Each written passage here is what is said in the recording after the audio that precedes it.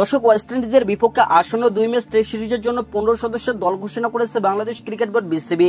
এই স্কোয়াডের মধ্যে একটি বড় চমক হিসেবে জায়গা পাননি অলরাউন্ডার সাকিব আল হাসান। সাউথ আফ্রিকার বিপক্ষে সর্বশেষ টেস্ট সিরিজ দিয়ে টেস্ট ক্রিকেট থেকে অবসর নেওয়ার কথা ছিল সাকিব আল হাসানের, তবে কিছু কারণে সেই সিদ্ধান্ত বাস্তবায়ন হয়নি। এ কারণে ওয়েস্ট ইন্ডিজের বিপক্ষে আসন্ন সিরিজে তাকে ছাড়াই দল ঘোষণা করেছে বাংলাদেশ ক্রিকেট বোর্ড বিসিবি। পঞ্চপাণ্ডব ছাড়া টেস্ট ক্রিকেট খেলতে যাচ্ছে বাংলাদেশ। দর্শক, মাশরাফি, সাকিব, মাহমুদুল্লাহ সবাইকে ছাড়া এতদিন খেললেও এবার তো মুশফিকুর রহিমকে দলে পাচ্ছে না শান্ত বাহিনী। হাতে চিত ধরা পড়ায় আফগানদের সাথে ওডিআই সিরিজ থেকে ছিটকে গিয়েছিলেন মুশফিকুর রহিম। শঙ্কা ছিল ক্যারিবিয়ানদের বিপক্ষে দেখা মিলবে না এই টাইগার উইকেট কিপার ব্যাটসম্যানের। এবার সেই সংখ্যাটা পূর্ণ হলো। মুশফিকুর রহিমকে ছাড়াই নিজেদের দল ঘোষণা করেছে বাংলাদেশ ক্রিকেট বোর্ড বিসিবি। তবে আশার আলো, মিডল অর্ডারে লিটন কুমার দাস। দর্শক, ঠিক হয়ে ফিরে এসেছেন টাইগারের স্কোয়াডে। অসুস্থতার জন্য লিটন কুমার দাসকে ছাড়াই দক্ষিণ আফ্রিকার বিপক্ষে সিরিজ খেলতে নেমেছিল টাইগাররা। ওয়েস্ট ইন্ডিজের বিপক্ষে আগামী 22 নভেম্বর থেকে 2টি টেস্ট শুরু করবে বাংলাদেশ। দর্শক, সেই লক্ষ্যে 15 সদস্যের দল ঘোষণা করেছে বিসিবি।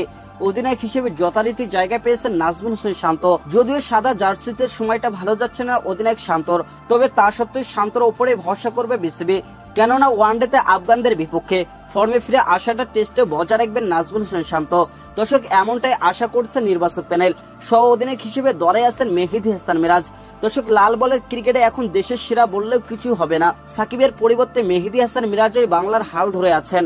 দর্শক, যেমন বোলিং তেমনি ব্যাটিংয়েও মেহেদী হাসান মিরাজের দায়িত্বটা যেন গোটা টিম জুড়ে।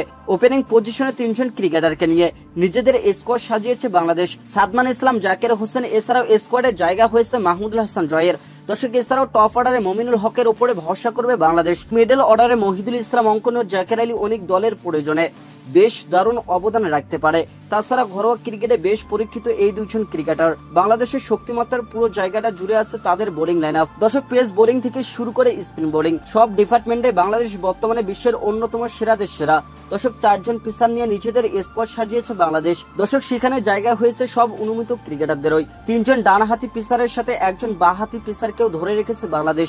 ডানহাতিদের মধ্যে 2 জনে আবার আছেন অগ্রগতি। দর্শক, তাসকিন ও নাহিদরা ক্যারিবিয়ান পিচে ঝড় তুলতে পারেন অনায়াসেই।